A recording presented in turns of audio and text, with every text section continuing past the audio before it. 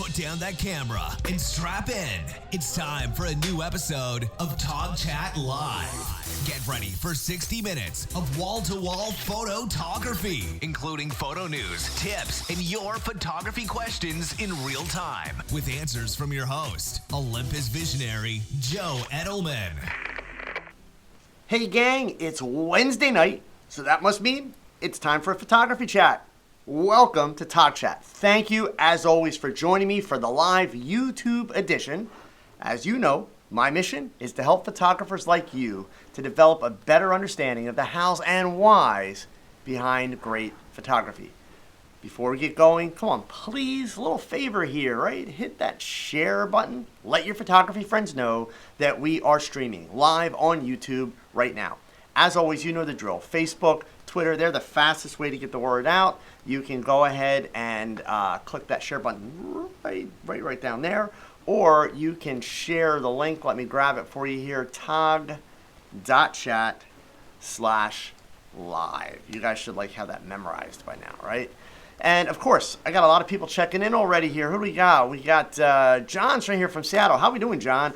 Theo in the Netherlands. Eric out in Ohio. Lynn in New York. I got Eric down in Austin. Bob out in Coast Vegas. Nick's down in Maryland. We got people here from all over the place. Alvin in Virginia. Please check in. Leave a comment. Let me know you're here. Let me know where you're from. It's always cool to see how people are doing. So, couple of things. Number one, I've got 3 questions waiting here. And I've got nothing prepared tonight, gang. I'm not going to lie. Doing a video a day, it's a lot more work. You're going to see the videos change a little bit each day. If you haven't had a chance to look at today's Stuck at Home video challenge, it's a little bit different than yesterday's. I'm using some cool technology to be able to share some stuff with you guys. So there's the link for it. If you haven't seen it, check it out when we're done here with TOGCHAT tonight. But they'll get a little bit shorter. They'll get a little bit more concise. But as it is right now, there's a lot of stuff to share. So it's kind of, once I've shared it, I won't keep sharing it. And, I'll just let you watch me doing it, with the goal being that, maybe in a week or so, we're going to get to the point where it's really kind of, the shooting is the quick part because it's all condensed. And then, the post-processing and that. Because the feedback that I'm getting, in addition to the fact that people seem to really like this idea, a lot of people are really enjoying the post-processing portion, especially since they're seeing just how much work I actually do in RAW without doing all kinds of other, funky Photoshop stuff. So pretty much everything except the work that I've done with the healing tool in Photoshop, everything I've done to those images in the first 2 days, you could do the same things in Lightroom. So for those of you that are just Lightroom users, I'm not leaving you out. I'm working in Camera Raw, which is the same as your develop panel, right? So that being said, we're going to keep them going as long as we can and as long as we're able, right? I'll keep doing them. And, of course, we'll still be doing TOGCHATs. But the bottom line is, I don't have a lot of questions. So if you're here, come on. Seriously. How can I help you? What can we chat about? What can we do to help you improve your photography? I'll tell you, one of the things that I would really like to know, and I'm really quite serious about this, if you are a photographer who is in business, who makes money, and I don't care if you're part-time or full-time as a photographer, but if you draw income from photography, I get it. Everything's canceled. Nobody's making any money. We're all in the same boat, okay? But what I'd like to know is, what are you doing? What are you doing to be able to generate income as far as your photography goes? Are you still marketing? Are you still running ads? I'll be honest with you. I have some opinions about running ads, and I'll gladly chat with them if you guys want to do a little bit of marketing, or chat about them if you want to do a little bit of marketing talk. We'll save that for a little bit later in the show. But I'm seeing some photographers that I know and love. I'm seeing them desperately do tons of posting on social media, book a shoot for this, book a shoot for that, do this, do that. And I got to be honest, I'm not sure it's the right thing to do. So I've kind of got mixed feelings. So I would love to hear, if you're making money, what are you doing? How are you trying to keep your business going? And what's your game plan? Okay. So let's hit some of this stuff that we got here. Jessica, thank you so much for doing the daily challenge. I'm hoping I got an interesting shot with what I took today. Way out of my comfort zone for sure, so it's been something new and fun. Awesome. And that's the whole idea, Jessica. I don't know if you had a chance to watch today's video. I just posted it about an hour ago. Starts out with the fact that the idea that I had for the day, I slept too late and couldn't do it. So I went to plan B. And yeah, I mean, I'm not making award-winning images from this. What I am doing is, honestly, I'm getting a chance to use my macro lenses, which I hardly ever do. And I'm not going to use macro lenses forever in the challenge. But yeah, first 2 days, I've done a lot of macro stuff. It's given me a chance to play around with the macros a lot more. And really, I'm just doing stuff that's kind of fun. And that's really what I want to share with you guys. It doesn't have to be about, making some epic award-winning picture. It's really just about picking up the camera and pushing yourself to do things and try things that you wouldn't normally do, right? Let's see, going on back up to the top here. Eric, can you cover the difference between clarity and sharpening? So, Eric, to give you a definitive, like this is what Adobe would tell you answer, no, I can't. But let me tell you the practical aspects of it, right? Sharpening is sharpening. Clarity, and there's all kind of algorithms that basically look for the edges, make the edges crisp, clear, etc. Clarity is also using contrast. Now, it appears visually when you pull that clarity slider up that you are sharpening your image. I have a feeling, and I don't know. So the people to ask about this, I'm not a Photoshop expert. Never promise, never claim to be, never will claim to be. So I'm just telling you from my experience and my understanding. I would encourage you, don't take my word for it, right? But I'm giving you the answer based on how I use it. Clarity, I'm pretty sure, doesn't actually do any sharpening. It appears to make it sharper, but it's working with contrast and micro contrast. And that's where that comes from. So it has a sharpening effect. But I have a feeling Adobe would tell us that it's a completely different algorithm, doesn't do the same things to your file, etc. As I've been mentioning in the Stuck at Home Challenge videos, some of what you're seeing me do with processing with the clarity sliders, with the dehaze slider, like I've been having a lot of fun with the dehaze slider. Normally for my beauty work and for portraits, I'm never going to touch the dehaze slider. That's part of the reason why I'm having fun with it, because it's very dramatic impact on the image.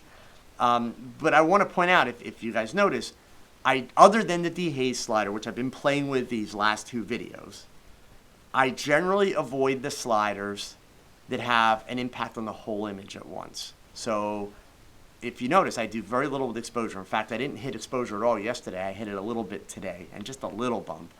I avoid contrast altogether because contrast is pushing the blacks and the whites in opposite directions at equal amounts. So it's kind of very mandatory in what it's doing. Dehaze is another one I don't actually use a whole lot.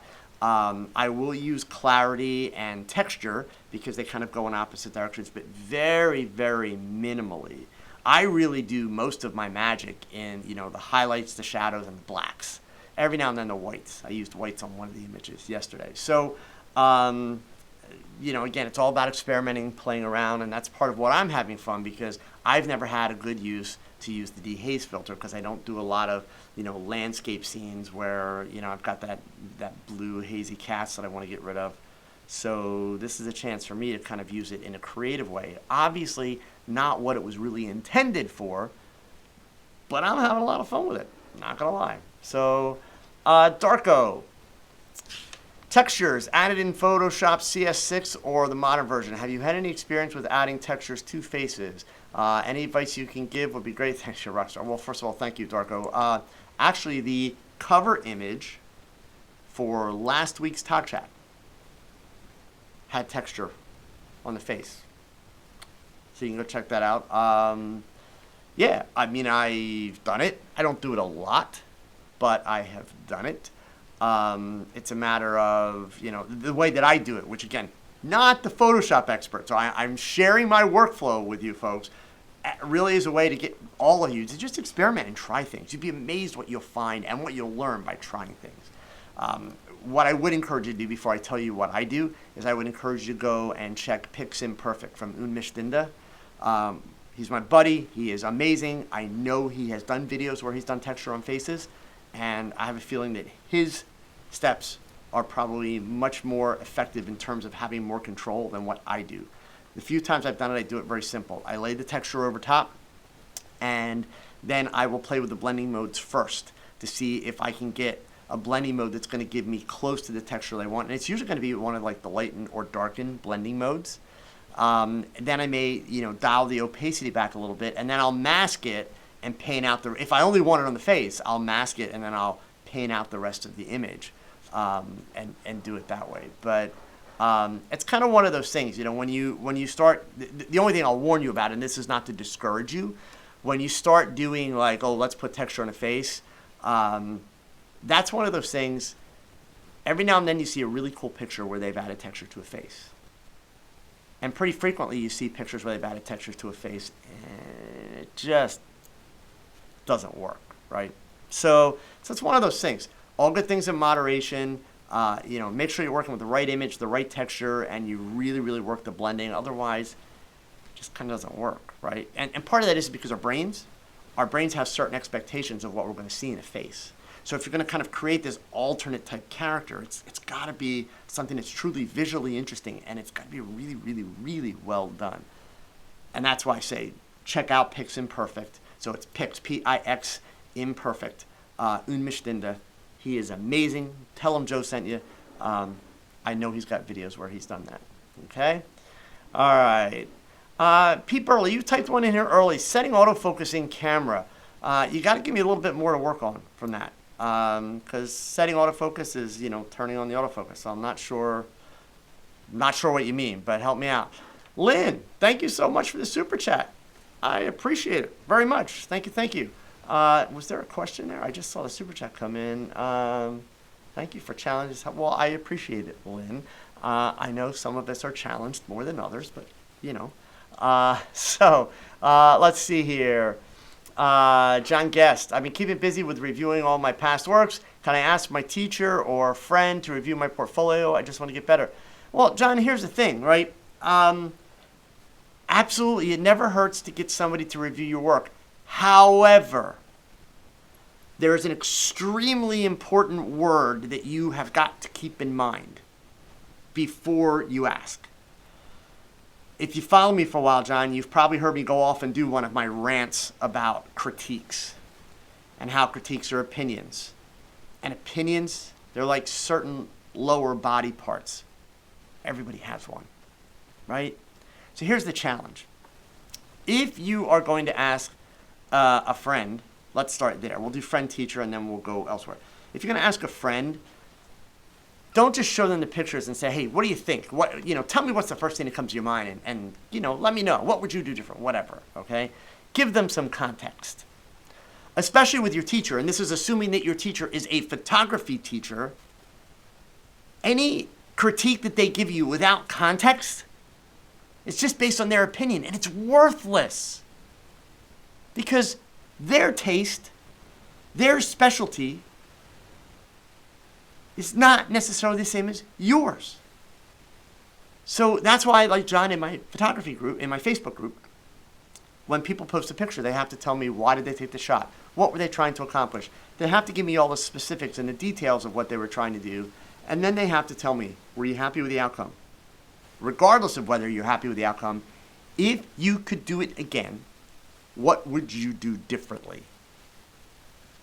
All that information has to be provided to put a picture in. And then what I do is once or twice a week, I go in. And by the way, folks, for those of you that are in my Facebook group, especially since we've been getting tons of pictures from the Stuck at Home Challenge, tomorrow evening, I'll be doing a really, really long image review in there. So put that on your calendars. But with all that information, John, I go in and I do an image review, not a critique. And the review is basically taking into context all that information and then helping people solve the problems. What would they do differently based on my experience? So, again, nothing wrong with getting people to look at work, but understand that opinions are just opinions. I would not put yourself in a situation where you're, chasing stuff based on people's opinions. That's just, it's not going to be very productive for you. Eric, thank you so much, man, for this super chat. I appreciate you guys. Love all of you. You guys are amazing. Thank you. So, let's see here. Robert, I am fortunate enough to have my photography income be supplemental to my IT career, so I'm not taking any gigs until this crisis calms down. I will use the time to hone my skills and dive more into macro. Cool. And honestly, that's a great thing to do. If you don't need the income and it's not a problem to essentially shut down, then really the best thing you can do during this time is just make sure you're picking up that camera as much as possible. I mean, obviously, folks, my stuck at home challenge, not everybody is stuck at home, right? But here's one fact. For the overwhelming majority of the population in most countries right now, I mean, how crazy is this thing, right? But the overwhelming majority of the population in most countries, life is slowing down, right? Things that we used to go out and do, events that we would attend, all that kind of stuff, it's shut down. We can't do it. And we've all got to do our part. We just do, right? I mean, it sucks for one, it sucks for all. But we've all got to do our part if, as a world, we're going to beat this thing. So, I understand that not everybody can do the challenge every day. That's cool. But the fact is, you're going to have more downtime. And if you are passionate about your photography, use some of that downtime. It's really, really important to use some of that downtime to work on your skills. Darko, thank you so much for the super chat. You guys are amazing. Thank you. I appreciate it. I really do. So, so Robert, I mean, that's awesome. And, obviously it's maybe kind of like the silver lining in the cloud, right? That, with the extra spare time you're getting, that you'll be able to, do more with your photography. So, from someone, what accessories other than a camera would you suggest a beginner photographer to buy? Actually, someone, based on the idea that you are asking me that question and that you're a beginner, I'm not going to give you an answer. At least, I'm going to give you an answer. I'm not going to give you the answer you're asking me for because you want me to name something like buy a tripod or buy a camera bag or a filter. No. The accessories that you should buy are the accessories that you need when you need them. Meaning, if you just got a camera and you're having fun with that camera, keep taking pictures. First and foremost, just keep taking pictures. Don't worry about accessories. Don't worry about any other stuff. Don't worry about anything. The more you take pictures, and the more you're working to improve, in other words, you're actually putting effort into getting better, you will start to find yourself developing some frustrations. Maybe you want to be able to photograph wildlife, but obviously your nifty 50 lens is not going to be getting you close enough to photograph wildlife. Maybe you want to start doing architecture pictures, so a wider lens is going to be much, much more helpful because you can't back up far enough maybe with your nifty 50. Maybe you want to start doing time exposures, in which case, you really do need that tripod, right? So let your photography drive your purchases. Otherwise, you will wind up with a medical situation, that pretty much every photographer has. It's gas. Real gas, bad gas. Gear acquisition syndrome. We all like the toys, right? But the smart way to do it, let your photography tell you what gear you need and what you should be considering. That would be my recommendation. So, let's see here. Natasha, I usually make income shooting rental properties. Now you're spending time shooting birds. Yeah, I get that. So I am curious, Natasha, are you, and I'm not looking to pick on you, I'm literally just, I'm curious at what different photographers are doing. Are you essentially just putting your business on hold and, and waiting till the phone rings again, which would be understandable, or are there other marketing things that you're doing? How are you dealing with that? Okay. So let's see here. Jessica, follow up there. Just finished watching today's video right before I saw the notification. Got some interesting shots. I usually shoot kids and families, so it's different and fun. And yeah, I mean, that's really the whole idea, Jessica. Trevor, thank you so much, man. I appreciate the super chat. You guys are amazing. Thank you. Seriously. And that's really the whole idea with this, Jessica, is, again, get people to, kind of step outside their box, try things that are different. Because the best part of it is, let's say you're a portrait photographer, like me, right? Shooting macros not only you're learning a whole new skill set, but I promise you, you're learning skills, you're learning techniques, you're learning things that will at some point in some time help you with your portrait work, right? There's kind of the connect the dots aspects of all different genres of photography. And I've said it many times here on the show, a good photographer, and when I say good, I mean a photographer with a good, solid foundation in the basics of photography, understanding the inverse square law properly, understanding the exposure triangle, how it really, really works, understanding what depth of field is really all about, understanding the physics. A photographer with a good foundation can do decent work in almost any genre. Notice I didn't say they'd be a rock star. I didn't say they would be amazing. I said they could do decent work in any genre. So, yeah, using an opportunity like this to, really be able to expand your skills, develop your skills, believe me, it pays off all across the board. It really does. All right, Craig, how much importance should us beginner photographers put on resolution and sharpness, specifically when we're primarily using lower-end cameras or vintage lenses for portrait work? Honestly, Craig, I would tell you none. I mean, let's keep in mind, to be fair, when we're talking sharpness, okay, there's sharp, meaning in focus, and then there's out of focus, right? Scott, thank you so much, man. I really, really appreciate it. Thank you.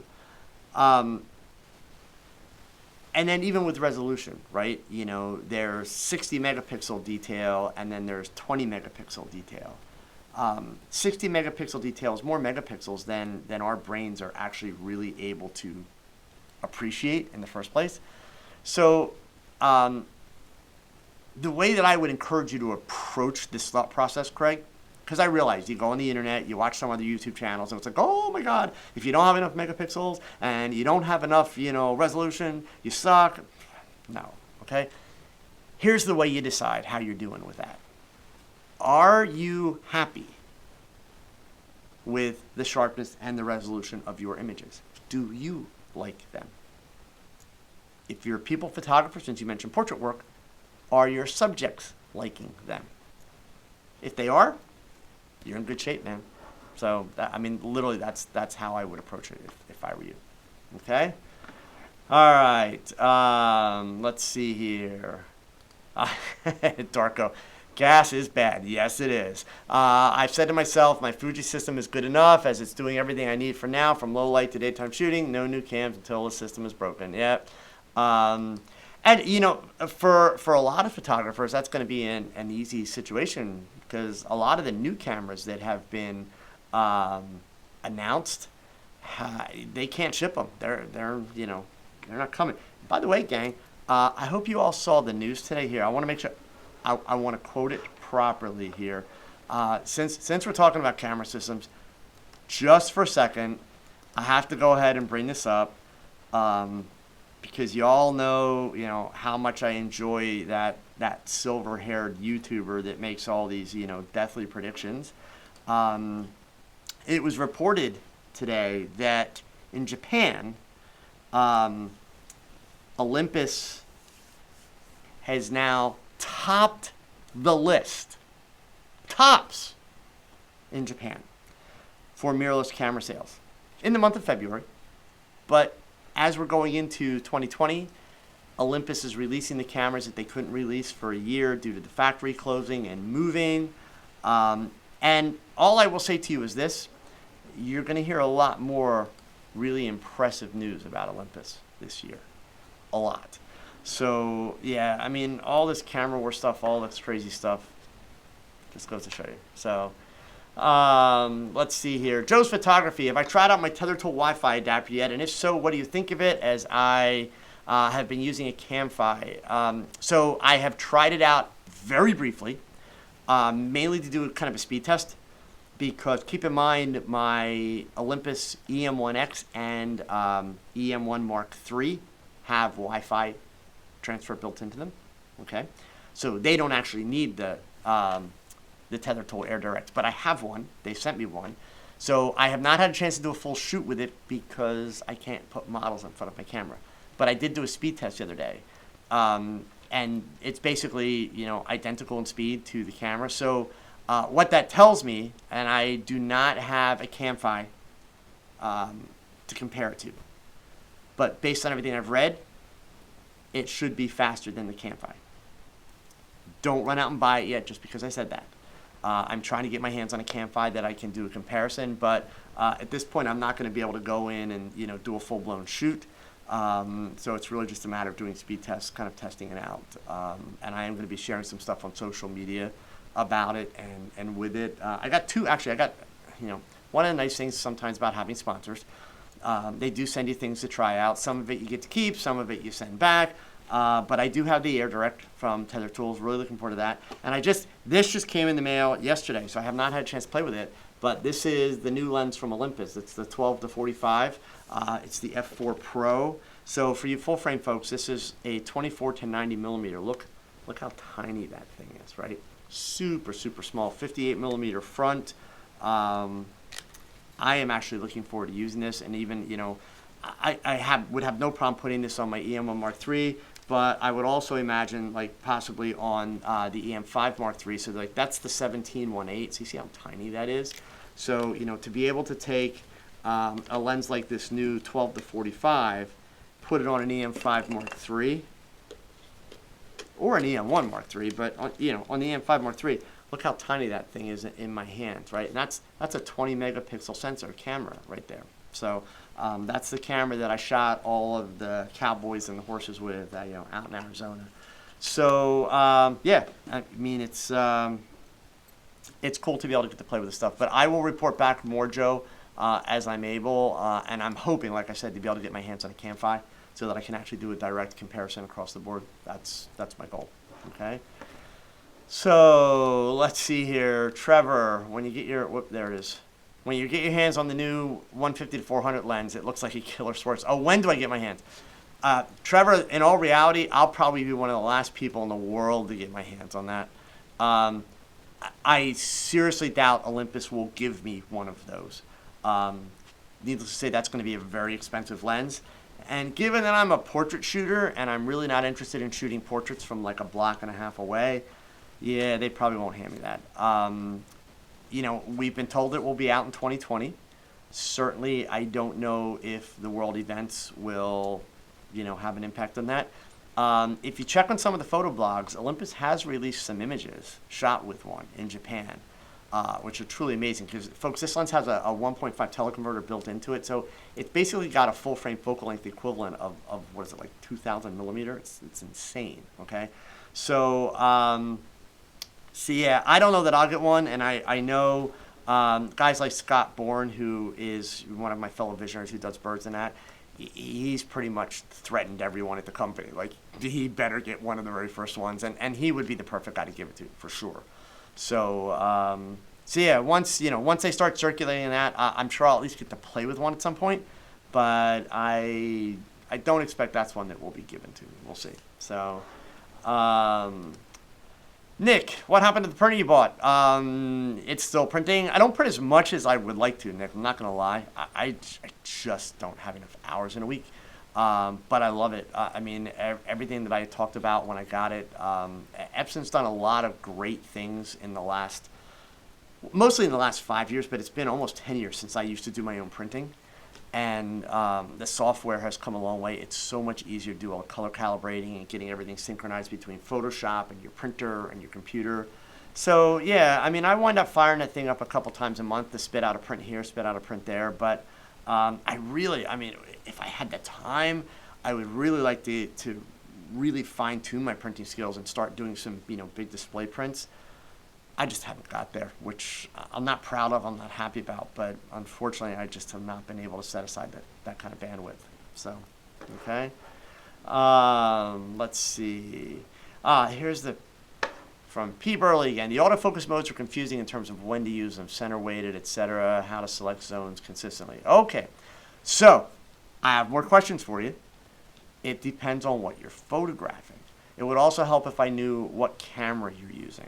Okay, so the problem with the way you're asking your question, I'm not trying to be a jerk, but the way you're asking your question is you're asking this kind of very open-ended question, but what it shows me is that you probably haven't actually read your camera manual properly, right? So each of those different types of focus has certain benefits, and then also the different zones have certain benefits, and you choose which ones to use based upon what you're photographing. So the one thing is, you're probably not going to have the same settings for everything you shoot. You will change them for various subject matter, okay? So I need to know a little bit more, like what kind of camera you're using and specifically what types of things you shoot. And then I can, potentially help you out. But honestly, what I would recommend, start with the manual. Go back to the manual, read through the manual, and read about the focus zones, read about the focus types, center weighted, averaging, all that kind of stuff. Then what you might want to consider doing is going to YouTube. Unfortunately, this is not a video that I would have made, but go to YouTube, type in the make and model of that camera, followed by the word autofocus. You will probably find someone that has done a video showing the autofocus modes and how they work. That might be a kind of a good way to get you jump started. So, okay. MSA Coach Mike, what are you presently doing with your photo negatives from your film era? Well, presently they're in storage. I would love to get them all scanned. I have some scanned, but not many. And they're not stored in the best of ways. In other words, if my house burnt down tomorrow, I'd lose them. I'm just being honest. I don't have storage big enough for all of my cabinets, but they are stored in the dark. They are stored in sealed containers, and they're stored in a portion of my house. Not only are they in sealed containers, but they're in a portion of my house where humidity is very low and very even keel. So they're in good shape. They're all in glassine sleeves. For those of you that worked in film back in the day, you know what glassine is. I hated the plastic sleeves. I always used glassine. So yeah, maybe one of these years, I'll get to scan them, but that's just not happening at this point. So, all right, let's see here. Scrolling on up, I saw a couple of things go by, and Eric, what causes the bag appearance under the bottom eyelids? Really? You mean me, or like in general? That would be called lack of sleep. No, I mean, I'm really not sure exactly where your question's coming from, Eric, because it's not a photography question. I mean, it's a physics question, right? Well, it's a biology and physics question. So I'm not the expert, but some people have bags, some don't. Sometimes that's age-related, sometimes it's not.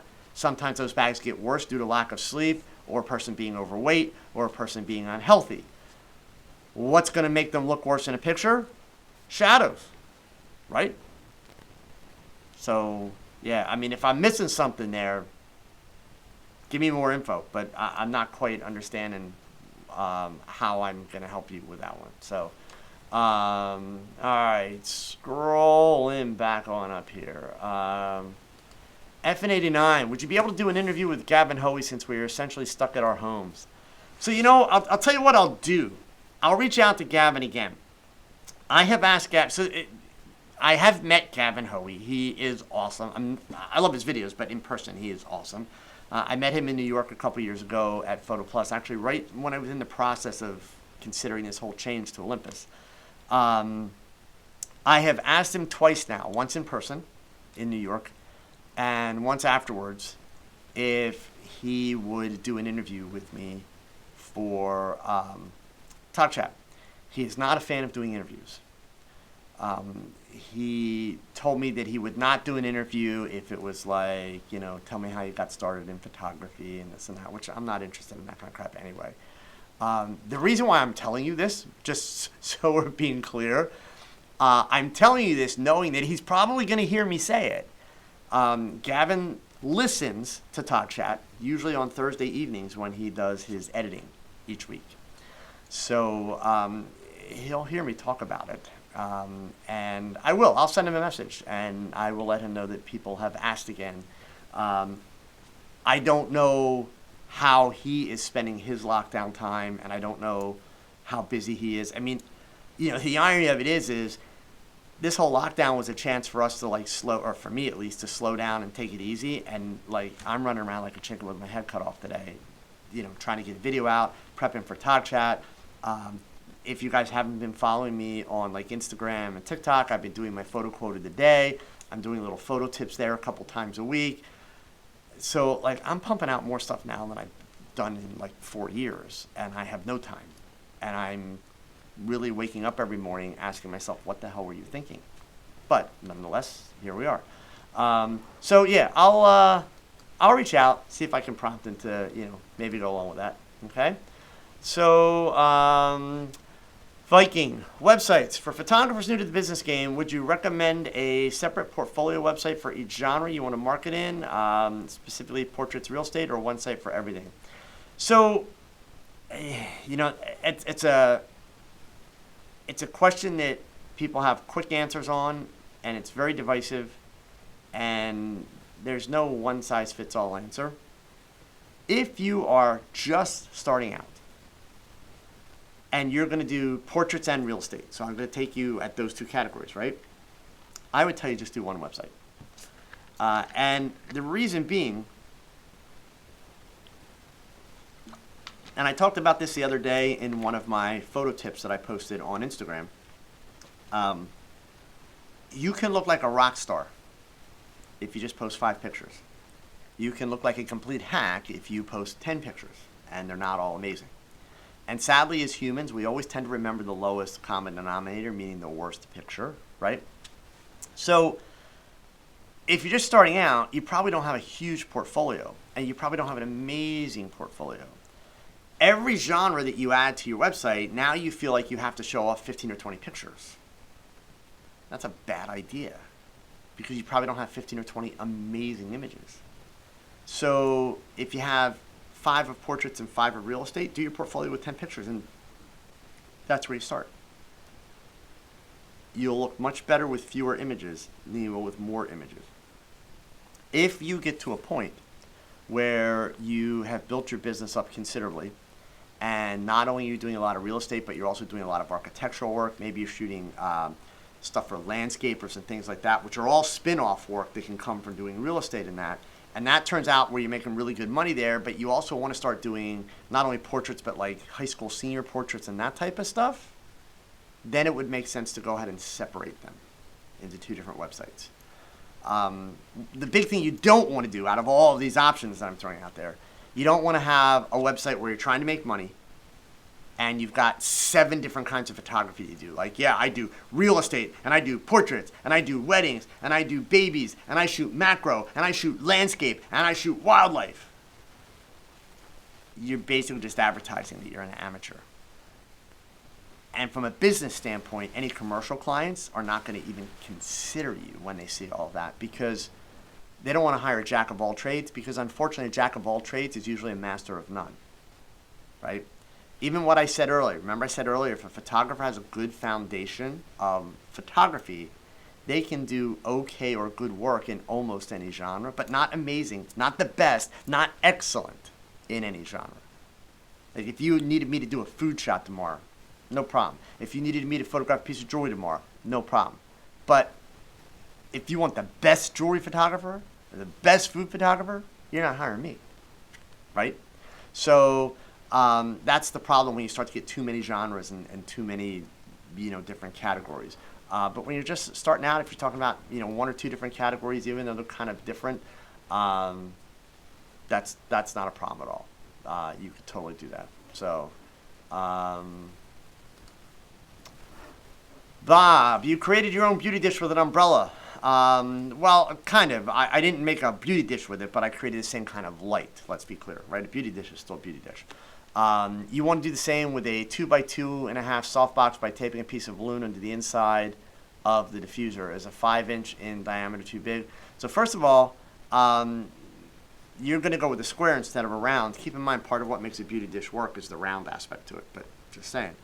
5-inch diameter too big for 24 inches? It may be. I mean, honestly, it's one of those things you're going to have to experiment with, Bob. It may be. So, but actually, let me think that through again. Hang on. So, 18. Actually, no. In fact, I'm sorry. Let me reverse everything I just said there. It may be too small. I'm just trying to think, because my 18-inch softbox, which is at my studio, I can't even, or beauty dish, I can't even grab it right now. My 18-inch, that's smaller than your 24-inch square. The plate on that is probably about 9 inches in diameter, I believe. So yeah, 5x5, 5-inch circle. That may be a little bit too small, but experiment. I mean, honestly, that's the key. Okay. Realize, if you go back and watch my video, it wasn't about the modifier.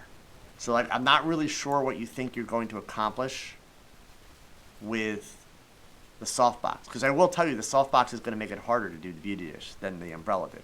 Just saying. Okay. That video was all about the inverse square law. That's really what that was about. It was just basically trying to say to people, why are you spending so much damn money on modifiers that you can't use them properly anyway, right? You can do this with cheap stuff. So, yeah, I'm not so sure that that's going to give you exactly what you want. But experiment with it. I'd love to be wrong. Go for it. So, okay. Adolfo, can I explain how to use extension tubes properly? When you define properly, I'm not sure what you're after there, but basically extension tubes are another way to do macro photography. They fit between your camera body and your lens, and you can get tubes of different depths, which will have an impact on the magnification that you'll get. The big thing with understanding extension tubes is understanding that you lose a certain amount of light, right? So as you add more extension tubes, the light's having to travel further. So your 2.8 lens, can drop down to like an f4.5 or 5.6 or even more, depending on how many tubes you're adding. If your tubes are manual tubes, in other words, if they don't electronically connect through, then you've got to wing everything in terms of being able to set your exposure. So you need a lens where you can adjust the diaphragm, physically adjust the diaphragm, that kind of a thing. But using extension tubes is just a matter of mount one, start with one, mount it between the camera and the lens, turn it on, look, see what you get. A lot of people have commented about my videos the last 2 days since I was using macro lenses for my abstracts. And it's like, well, it's really nice you have macro lenses. We don't have macro lenses. Well, first of all, for those people, nobody said you had to shoot macro. Secondly, nobody said you had to shoot abstracts, right? The whole stuck-at-home challenge thing, it can be whatever genre you want it to be. I just want you to pick a genre, and I want you to explore that genre. That's the idea, right? But what I am going to do, maybe tomorrow, but probably, in the next couple of days, I'm going to do some macro shots without a macro lens. I'm not going to use extension tubes. There's nothing wrong with extension tubes. And I'm not going to use macro filters, which are basically the screw-on magnifying type filters.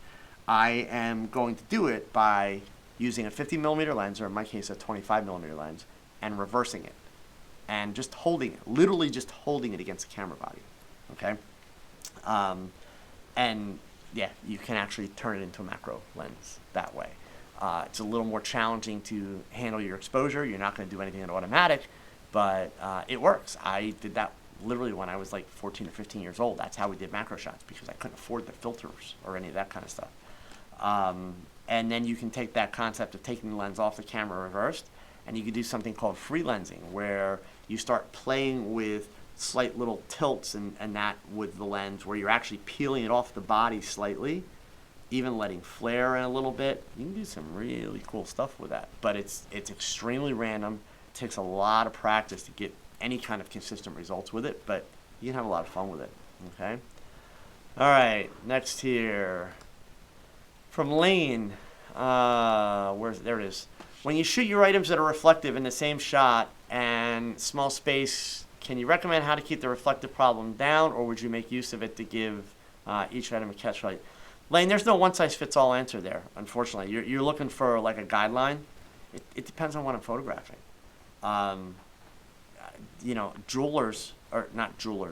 Jewelry photographers will frequently use the reflectors to create the highlights in the jewelry, or to lighten a section of jewelry, but there's no one-size-fits-all with that, unfortunately. Sometimes you do, sometimes you don't. It all depends on what you want out of the shot. Really, that's what it comes down to, okay? All right, let me scroll on back down the bottom here. So, David, so you're literally just flipping the lens around to achieve the macro, or you're flipping the lens around, backed up by another lens? No, just flipping the lens around. Like literally, so here, I don't know if I'll be able to do it with this camera and this lens, but let's try this here. So bear with me a second. I'm not going to be able to show you the picture. I have nothing set up for that, but I'll tell you if I can make it work with this. So the way I'm holding it, David, is here's the M5 Mark III, and here's that brand new, what is it, 12 to 45. So I'm actually going to set it, at 45 millimeter. Okay, so I wanted its longer focal length. I'm going to reverse it backwards. Now, bear with me for a second, and I'll tell you if I can get it to focus and how close. Okay.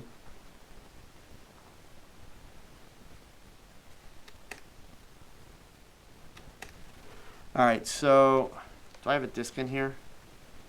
All right, I didn't get it sharp because I'm on a slow shutter speed. Now here, wait, because you guys are merciless. I'm going to get a sharp image here. Hang on one second. This is going to blow your mind, David. Hang on. And there we go, right there. So I'm looking at my computer screen with this.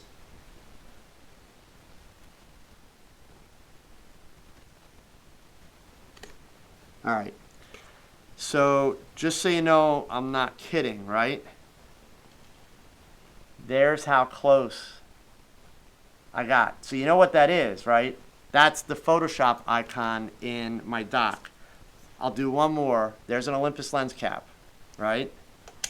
So I'm going to take the lens, hold it reverse, and I've got it at the 90 millimeter. So, right, and I'm going to come down here.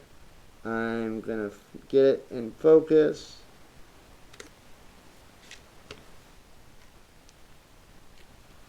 That's how much of the frame. There it is. Come on, guys. Step outside your box, right? You don't have to have a macro lens. All I did was turn my lens around and hold it there. Okay, if I zoom this all the way out to the 12 millimeter, we'll try one more. Oh my God, okay, I had it backwards, guys. So I was thinking the 90 millimeter was going to give me the tighter framing. Here's at the 12 millimeter crop. There's just the top edge of the M on the Olympus cap. Play around, have fun, right? So, you know, this is the whole point behind this challenge thing, gang. Like, you know, not to beat a dead horse, but that's the whole point, right? Do things that make no sense. Literally, just do things that make no sense. And when it sucks, which it will, don't give up. Play around. Look for opportunities. Look for things that may come together or fit together that you can play with. But yeah, that whole reverse the lens thing, I'm not kidding. I did that when I was like 14 or 15 years old for the first time. And it was taught to me by an older photographer, you know, to go out and do macro stuff. And I was shooting flowers with it. So, Craig Pickles, can't think outside the box. It's got to be outside the isolation bubble. Yeah, you're right. But so yeah, I mean, there's guys. There are lots of really cool little photography tricks that you can learn, which again is part of why I'm doing this video series.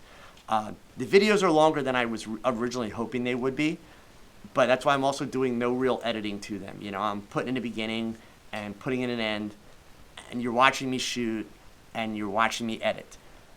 But I'm trying to talk out loud the whole time and basically tell you what my thought process is, share some tips along the way. You know, my hope is if I can drop 2 to 3 like really good little nuggets in each video, then it's going to be worth, you know, people actually watching it. But they're unscripted. So I literally wake up in the morning and I'm saying to myself, what do I want to shoot today? And so, like I said, this morning when I woke up, you know, those blinds in my window, the sun comes at them from an angle and I get these really cool lines that go all down that side panel of the window. By the time I ate breakfast, took a shower, walked the dogs, grabbed the video camera, walked into the bedroom, the sun had moved around far enough. I was like, well, not doing that shot today because, you know, it was gone. So yeah, it's one of those things where you just got to experiment. But that's what I'm going to be doing with all of these, okay? Even one of the shots today that was my favorite out of that set, it's two things that don't go together. And, it's just interesting shapes and colors and boom, right? It works. So that's the whole idea. Just, experiment with it, guys. But I know there's going to be a bunch of you running around now taking your lenses off and flipping them backwards. Robert here mentioned, and they do make these, so it is worth mentioning. You can get reversal adapters where basically it's a screw thread that threads into your filter ring, and then it's a lens mount on the other side. They're kind of hard to find, but I'm sure like if you hit Amazon or B&H or even your local camera retailers, a lot of the local camera retailers, by the way, so again, this whole thing is like crazy, right? But I'm just letting you know, a lot of the local camera retailers are staying open. The stores aren't open. You can't go walk in.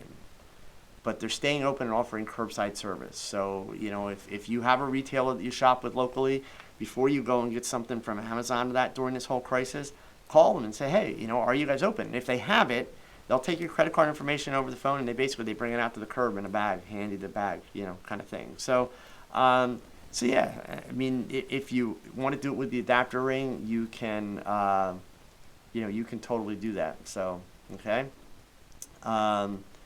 Let's see, scrolling back up here. All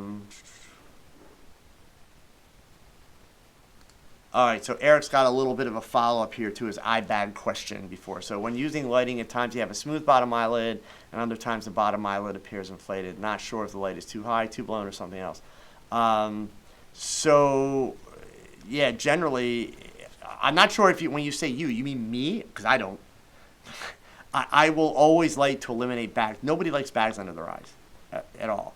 Now, if a person has very defined bags and I'm doing a portrait, I can't eliminate them. I'll soften them, reduce them by making sure there's no shadows. If I'm doing like one of my creative beauty shots, oh, hell yeah, I'll take them out completely, right? Because I can.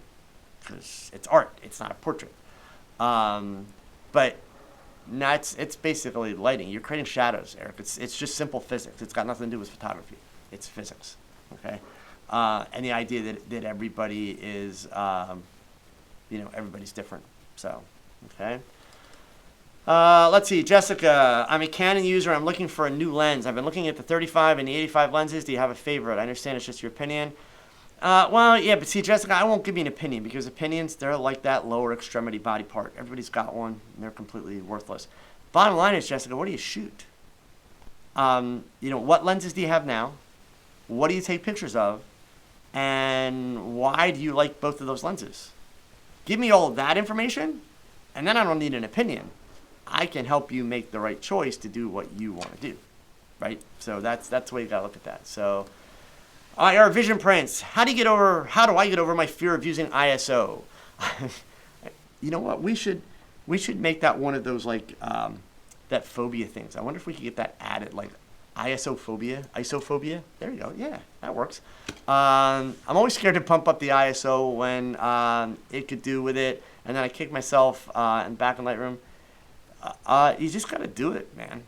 Stop listening to those idiot YouTube channels that tell you you can't raise your ISO. In fact, notice yesterday's video, I shot that stuff at 400 ISO. I think it looks pretty damn good. I haven't had a single person comment, man, there's all kind of noise from your micro four thirds stuff there. Like, really? No. So, with my micro four thirds cameras, I have no problem going up to ISO 3200 and even higher. Like, no problem whatsoever. So you go as high as you need to go. Today I had a lot more light to work with. In today's video, I shot at ISO 200 because there was no reason for me to push my ISO up. In fact, really what I should have done today, in a perfect world, is I should have raised my shutter speed just a tad, opened my lens up a little bit more. I didn't need to be shooting at f14 for what I was doing. I could have gone a little shallower in depth of field, but I'm really happy with what I got, so it's fine. But yeah, there was no reason for me to have a higher ISO because I was working with all that bright sunlight coming in the window. But you get over the fear by, unfortunately, just doing it. It's not going to ruin your pictures. So, okay. All right, let's see here. Scrolling back on down.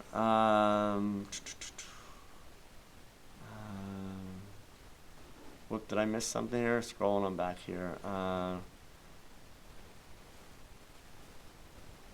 I see a comment about shutter speeds here from Adam, but I'm not sure what that is in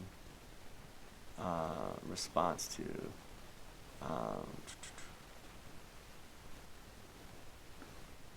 Okay. David, so you tried the backwards macro and it worked? Good. Glad to hear it. Alvin, free lensing is like using a lens baby, but you can do a lot with your lens detached from your camera. So, yeah, it's a lot like using a lens baby, honestly. Obviously, the lens babies have more capability than just free lensing, but just like with a lens baby, when you're free lensing, the whole point is everything is incredibly random. It's very challenging to predict the results. With lens babies, because of the way they create some of their apertures and some of their optics, you buy a specific lens and you've got kind of a set of predictable results. Still a tremendous amount of variability, but kind of a set of predictable results. But yeah, and again, it's one of those things to play around with. I am confident that before this stuck at home challenge is done, I'm going to wind up free lensing something, because let's face it, guys, you know, if I'm going to discipline myself that I've got to do something every single day, and I want to do something different, I want to try not to repeat things. Not that I'm going to go back like and repeat the hand sanitizer. I don't mean that, but I want to try not to repeat techniques. So I'm trying to use this as kind of a big brain dump and just, okay, what's every trick and tool that I can think of, and let's try and share it. So it's possible that I'm going to wind up going back and duplicating some things, but my goal is to keep trying doing something a little bit different every day, so that, you know, I'm again, just like with this conversation about freelancing, that I'm kind of pushing people outside the norm. So, okay. Robert just added here that lens reversal adapter is like less than $10. So there you go, super cheap. It's basically like a step-up adapter type thing for, you know, filters. Okay. Let's see. So where? Oh, I see. So Lord, can you shoot in sunlight without an ND filter? It depends on what you're trying to shoot, Lord. So give me a little bit more information about what it is you're shooting. I mean, shooting in sunlight, I shoot all the time in sunlight without an ND filter. So do you mean shooting at the sun? Let me know exactly what it is you're trying to do. So, okay. Deleted. Any advice for cyberpunk photography editing? Wow. So that's interesting. Yeah. Have fun. Do what you like. I mean, actually, I would even suggest that maybe you look at the post-processing I did for the last 2 days in the Stuck at Home Challenge, which obviously those are not cyberpunk images, okay? But in both cases, I took a kind of very different approach to processing images, today especially. I could totally, at least for what pops into my mind as cyberpunk, I'm thinking a couple of things. One, I'm thinking, you know, I want to really be juicing colors. And then two, the dehaze filter and the way that it handles contrast and creates kind of an extreme blocked up contrast, you might be able to do some really kind of neat effects with that. But when it comes to editing, editing is every photographer's secret sauce, right? Editing is where you kind of complete your vision, where you give it your spin. That's why you frequently hear me say, you know, my presets when I'm doing my Photoshop work at the end of the videos. It's like, okay, this is kind of my secret sauce. You're more than welcome to take those numbers and use them, but that's kind of those are the settings that I start with. So I would say, you know, first and foremost, have fun. Okay. So Jessica asked about the 35 and the 85 millimeter lenses. I shoot family and kids and currently have a Yangwano 35 lens, but I'm getting a new Canon EOS R camera soon, and I want a better lens, and that's why I asked. So, you know, 35 millimeters is a great lens. When you get to the point where you want to do a lot more portrait work, then that 85 is going to come in really handy too. So depending on your budget, right, it's always easy for me to say, get this, get that. You know, I would say you might even want to potentially try to look at a zoom where maybe you're looking at like a 24-70 or something like that. That lens itself will be more expensive, but it may be less expensive than two good Canon primes, right? So do a little bit of research there. But if 35 is like your go-to lens and you want to upgrade that lens, then definitely start there. But for portrait work, the lens you're going to want to add down the road is you're going to want to add the 85 for sure. So let's see here. Will Gibbs, in your opinion, will the DSLR ever die to the mirrorless bodies? You know, I don't know. For a long time, I said, sure. Why should we have mirrorless, or why should we have DSLRs? And I would still argue, why do we want DSLRs? Like, I personally do not see the sensibilities in a DSLR camera.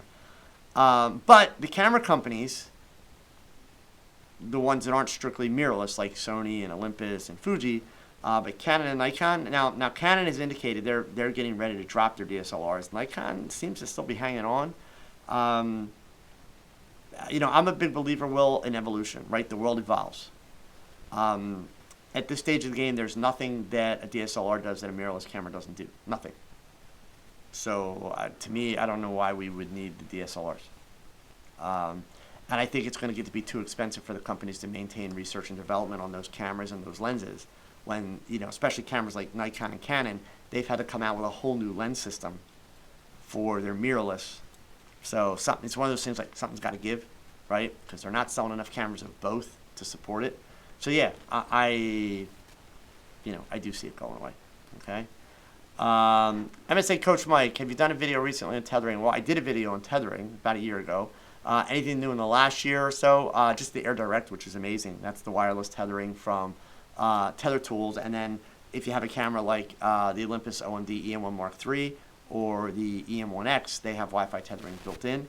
For me, when I tether, since I'm an Olympus shooter, I have to use Olympus Capture as my go-to. And then from there, I can go and do Capture One, Photoshop, Lightroom, whatever I want to do, okay?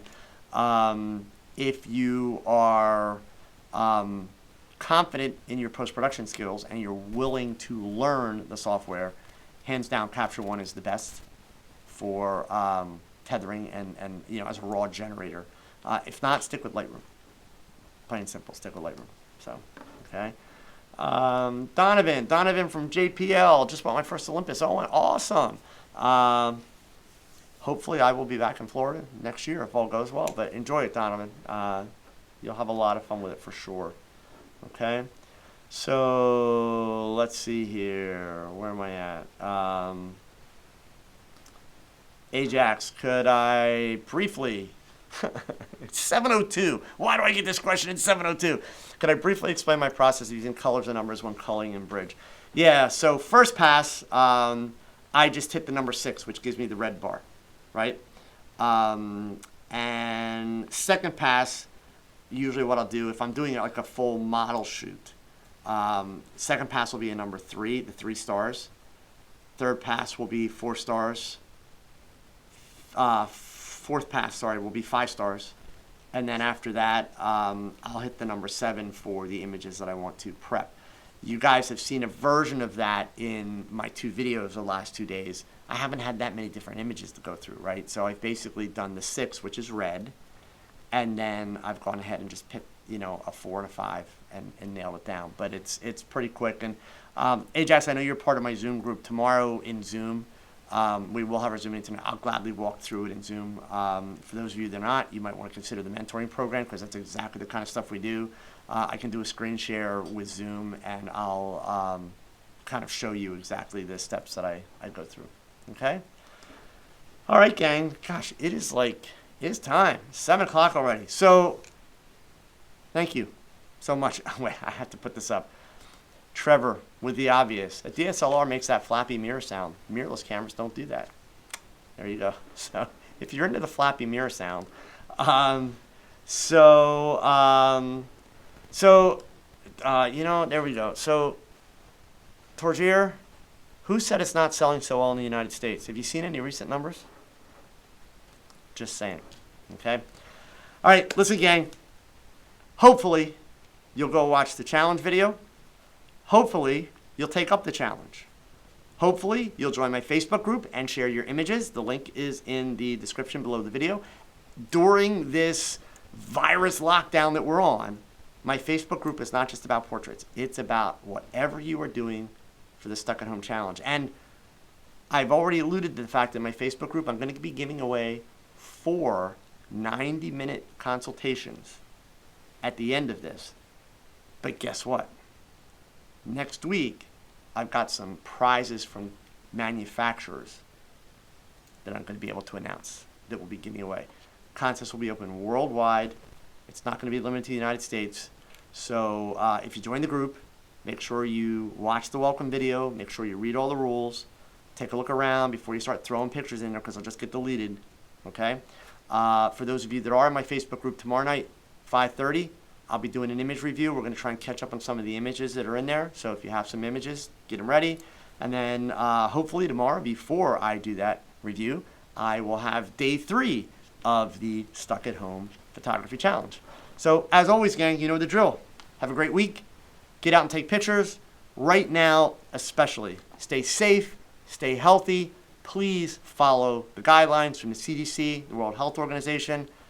The only way we beat this thing is if we all beat it, right? It's just that simple. So have a great week. Don't forget these words. Thanks for watching another live episode of TOGCHAT. Now, pick up that camera and shoot something because your best shot is your next shot. So keep learning, keep thinking, and keep shooting. Adios.